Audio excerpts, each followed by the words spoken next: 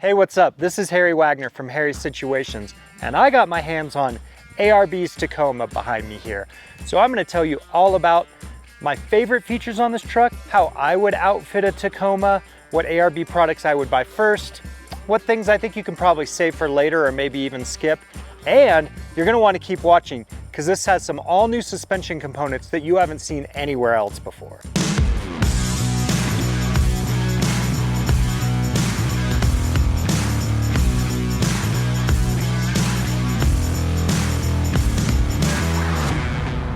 Starting at the front of the truck, this Tacoma has ARB's Summit Bumper, which I'm a big fan of. I think it looks really nice. I like the integration. I was using the adaptive cruise control. There's no issues with any of the factory sensors with this bumper, which is great.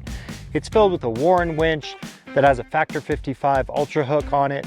It's also a great place to mount lights, like these ARB Solus lights. I'm a fan of the round lights, and the way they have this wired, it goes through the link system from ARB and it actually turns off with your high beams, which is really nice so you're not fumbling around. If you're on the road, you don't want to blind oncoming traffic. Now, they have tons of lights on this thing. They're showing you all the things that ARB offers. The light bar, I think for this application, I like the look of round lights, but this light bar is pretty sweet.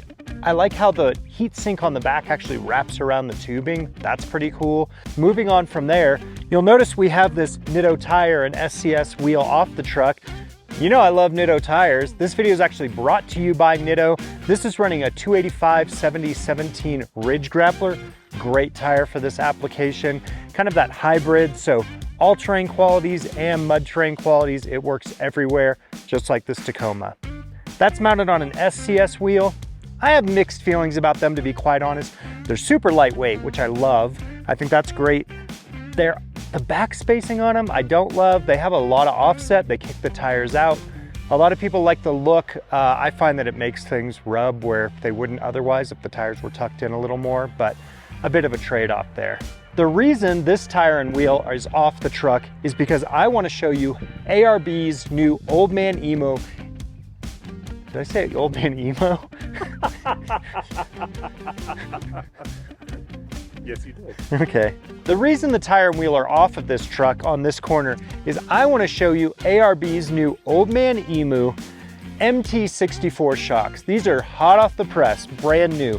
So MT-64 stands for monotube. 64 is the piston diameter in millimeters. So if you remember from math, 25.4 millimeters in an inch. So 64 works out to like a 2.5-inch diameter shock.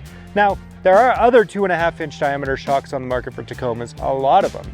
But the thing I really like about the ARB shocks is they made this specifically for the overland market. So this isn't a race shock that you're putting on that has spherical bearings in it or leak after a while.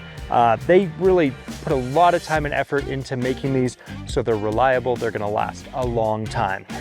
So we can see here, this has Old Man Emu's upper control arm, uses a sealed high angle ball joint for a lot of wheel travel.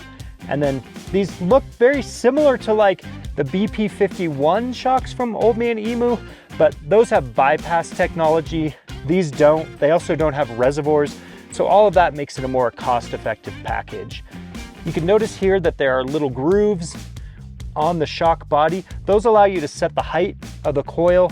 And so, you know, if you add something like a bumper down the road, you can adjust this front end so your truck sits level. I really like that feature.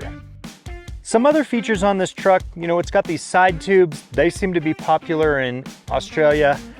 I'm not big into it. If you lean into something on the trail, I feel like this is gonna cause more damage personally. Maybe you like the aesthetics. It's a personal choice.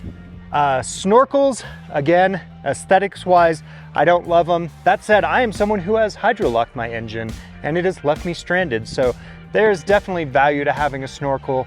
And on this trip we were on, we did some water crossings, not quite this deep, but it does give you peace of mind. Moving back, we've got ARB's base rack. I'm a huge fan of these. So they have a bunch of different applications for these racks. I don't always love putting things up on my roof, but it's nice to have the modularity where, you know, you could put a duffel bag that's light up there, or if you have more passengers, it gives you more just options. These racks, you know, they have T-slots in them so you can mount different accessories to them. They're super nice. I really like them. This one has a shovel mounted here. I don't know that I would do that, but I'd probably put it in the bed.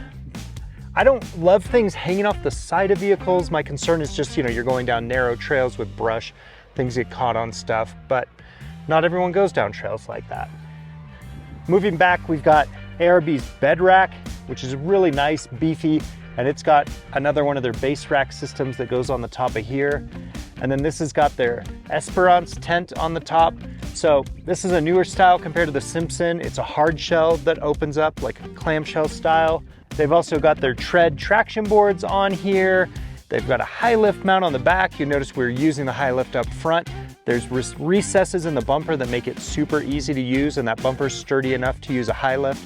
That's how we took the tire off. I think if I had this truck, I would probably get a wedge camper instead of a rooftop tent and a bed rack, but ARB doesn't make wedge campers, so they're not gonna put it on their truck, of course.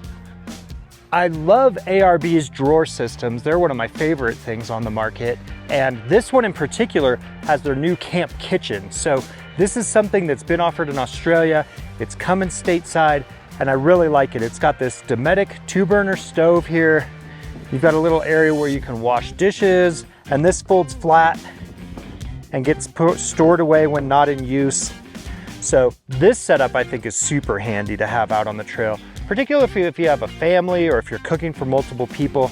I could really see this being useful. Now the other side of the drawers is their more traditional setup. They've got this indoor-outdoor carpeting. This actually has an ARB twin air compressor on the side in here, which is cool. And then all of this recovery gear, anything else you want to bring with you can go in this drawer. It's nice for heavy things you want to keep down low, and you can lock these so you don't have to worry about things walking off. Then up on top, they've got the fridge. I like these. I mean, this is the same fridge that I carry in my Tundra. I really like the Elements model. It's sort of wider and lower, but super heavy duty, all stainless construction. It's actually got a strut, so the lid stays open, which is nice and useful. And this is probably my favorite fridge on the market. Now this was a SEMA truck a few years ago in ARB's booth, and there's a few clues that it was from SEMA. One of them, I think, is this twin air compressor that's mounted in a box on the side of the truck. This truck already has a twin air compressor in it. It runs the front air locker, and I think that's one of the first modifications you should make is onboard air. I run these twin air compressors in multiple vehicles, my Ram, my wife's Ram, my Jeep, and I think they're great. Super fast, compact, a lot of bang for the buck. I wouldn't add a second one in a box on the outside of the truck. Whenever I look in the rearview mirror of this truck on the driver's side, I feel like this box is all I can see. So not my choice, but not my truck either. The awning, ARB awnings are super popular, pretty reasonably priced. I don't find that I use awnings that much. Again, something that sort of sticks out from the body, has the potential to get ripped off. So probably not the first place I would spend my money. But one of the first things I would spend my money on is ARB skid plates. They make these for a variety of different models, including this one. They're aluminum, so nice and lightweight, but thick. They fit really well. You'll also notice here, this has ARB's rear bumper. I really like the aesthetics of this. I like that it wraps around and it's super sturdy. That's not going anywhere. There's some wraparound rear bumpers for Tacomas that require you to chop the body line here. What I found with those is if you do have a hard impact, they push up and they wrinkle the way you've made your cut. This just wraps around the outside and then it has a bracket to tie in. So it's super strong and provides protection without you needing to cut the bed.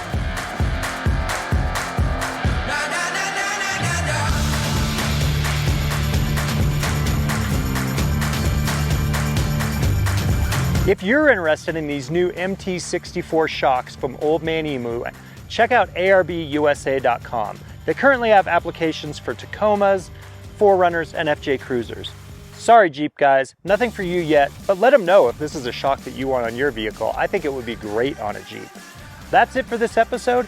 Hopefully you learned a thing or two about my preferences and why I make the decisions I make in my own vehicles. You dug the Tacoma, and don't forget to like and subscribe. Comment too and let me know what your favorite feature on this that you wish you had on your truck.